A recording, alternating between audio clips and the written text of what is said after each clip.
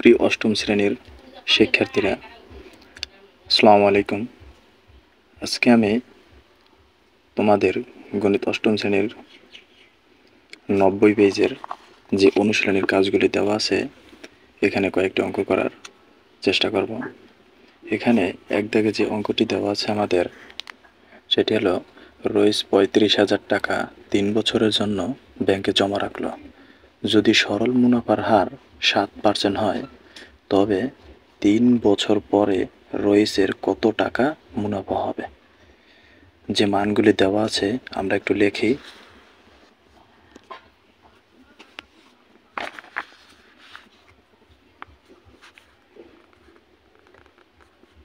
দেওয়া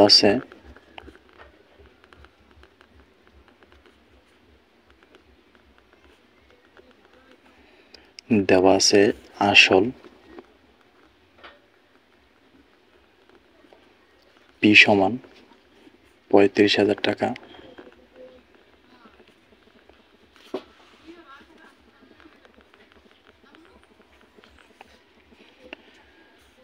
এবং সময় n সমান 3 বছর,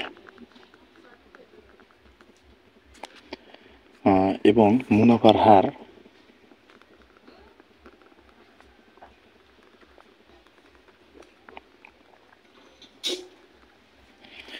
r সমান 7%, সমান পার্সেন্টেজ যদি আমরা উঠিয়ে দিই সেক্ষেত্রে নিচে 100 দ্বারা ভাগ করলে হবে। এখন আমাদের বের করতে বলছে 3 বছর পরে রইসের কত টাকা মুনাফা হবে। সুতরাং আয় সমান, আয়ের মান আমাদের বের করতে বলছে। এখন মুনাফা আয়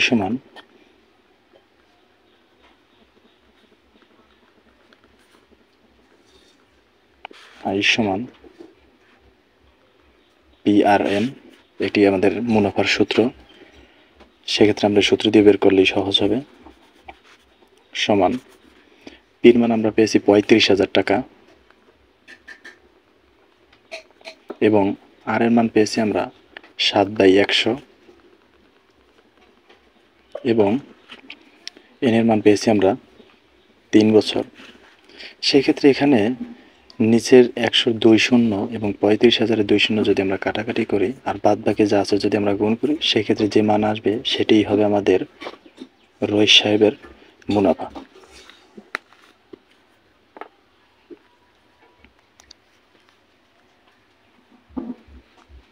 এখানে যদি গুণটি দেখাই, যেমন 350 গুণ 3 গুণ 7, সেক্ষেত্রে মান আসবে 7,350 টাকা।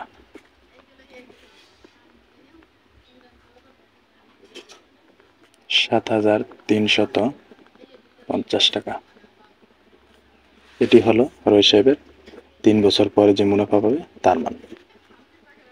এখন আমরা 2 দাগের অঙ্কটি করার চেষ্টা করব।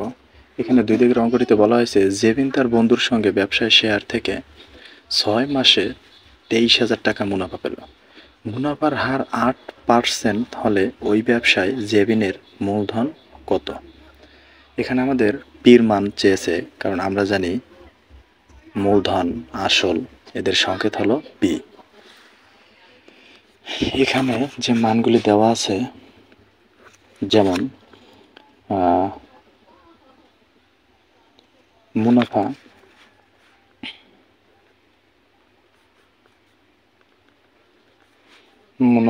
আয় সমান 23,000 টাকা,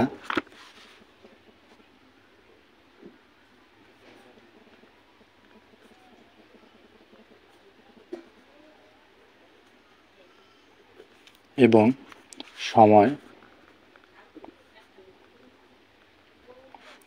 সময় n সমান, এখানে আমাদের দেওয়া আছে 6 মাস, কিন্তু আমাদের মূলধন মুনাফা যাই বের করি না কেন, মাসটাকে আমাদের বছরে রূপান্তর করতে হবে।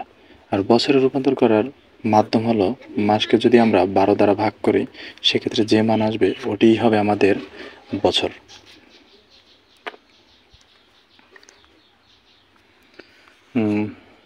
ছয়কে যদি আমরা 12 দ্বারা ভাগ করি সেক্ষেত্রে আমাদের মান আসবে 0.5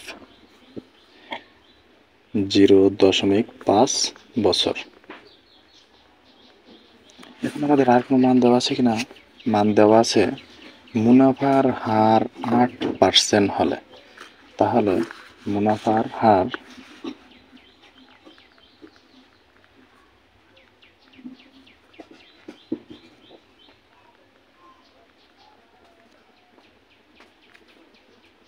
8%।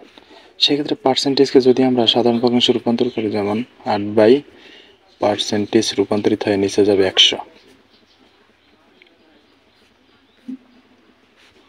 8কে যদি আমরা 100 দ্বারা ভাগ করি সেক্ষেত্রে আমাদের ভাগফল আসবে 8/100 0.08। 0.08। এখন আমাদের এখানে মূলধনের মান চেয়েছে, সুতরাং আমরা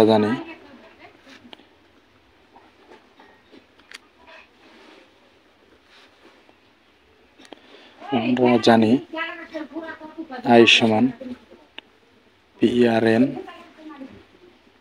বা এখানে আমাদের পির মান চেয়েছে, সুতরাং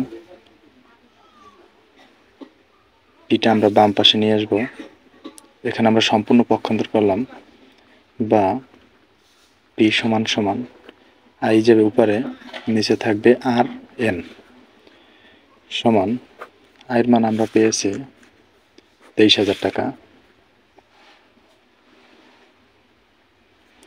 এবং আর এর মান পেয়েছি 0.08 গুণ এন এর মান পেয়েছি আমরা 0.5। সুতরাং 23,000কে আমরা প্রথমে 0.08 ছড়ে এটি আমি 0.08 এভাবে লিখি। 0.08 এর সাথে যদি 0.5 গুণ করি, যে গুণফল হবে পরে দিয়ে আমরা যদি 23,000কে ভাগ করি তাহলে যে মান আসবে ওটি হবে আমাদের মূলধন। এখানে 0.08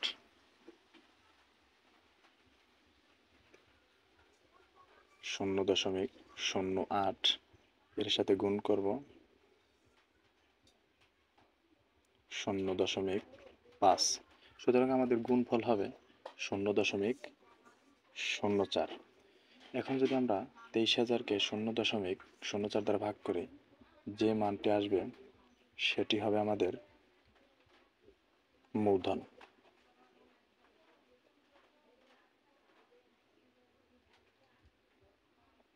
এখানে আমাদের যে মানটি আসলো সেটি হলো, আমরা কিন্তু 23,000কে 0.04 দ্বারা ভাগ দিছি, এক্ষেত্রে আমাদের অ্যান্সার হবে 5,75,000 টাকা।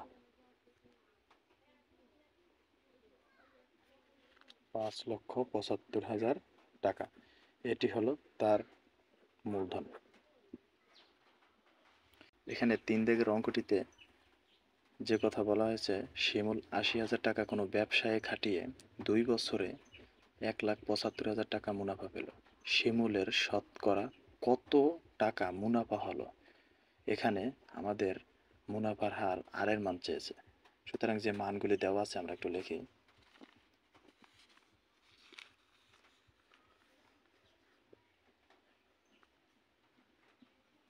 দেওয়া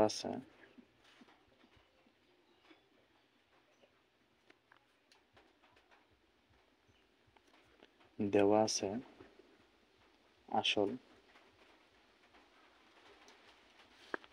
পি সমান 80,000 টাকা,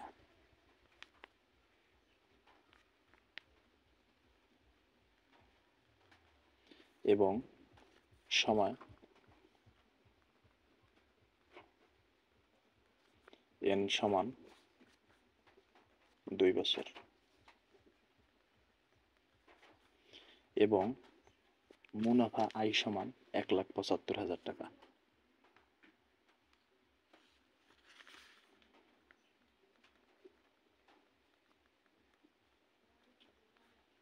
মুনাফা আয় সমান 1,75,000 টাকা। সুতরাং আমাদের এখানে মুনাফার হার আর এর মান চেয়েছে, সুতরাং আমরা মুনাফার একই সূত্র দিয়ে এই অঙ্কটি সমাধান করতে পারব। সুতরাং আমরা জানি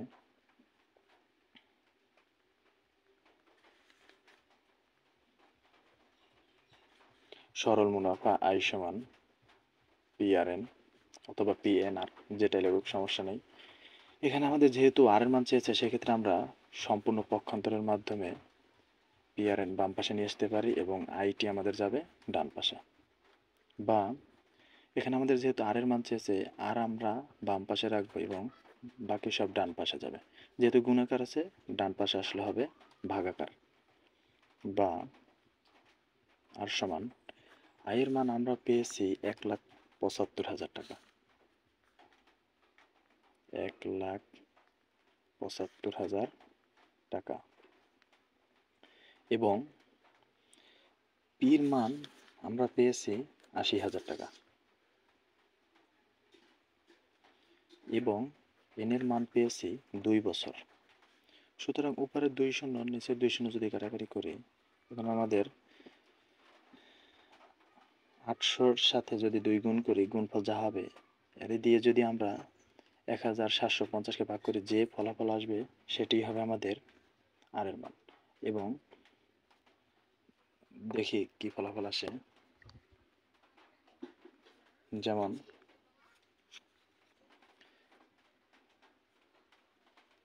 800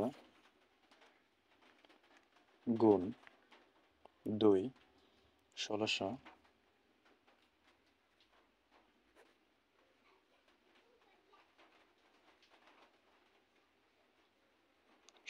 দিয়ে আমরা যদি 1750-কে ভাগ করি, 1750 ভাগ 1600, সেক্ষেত্রে আমাদের আসবে ভাগফল 1.0937।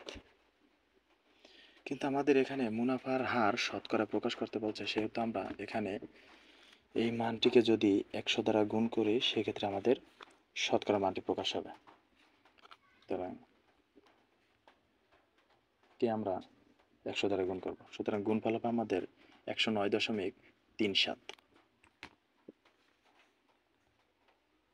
109.37%। এটি হবে তার মুনাফার হার।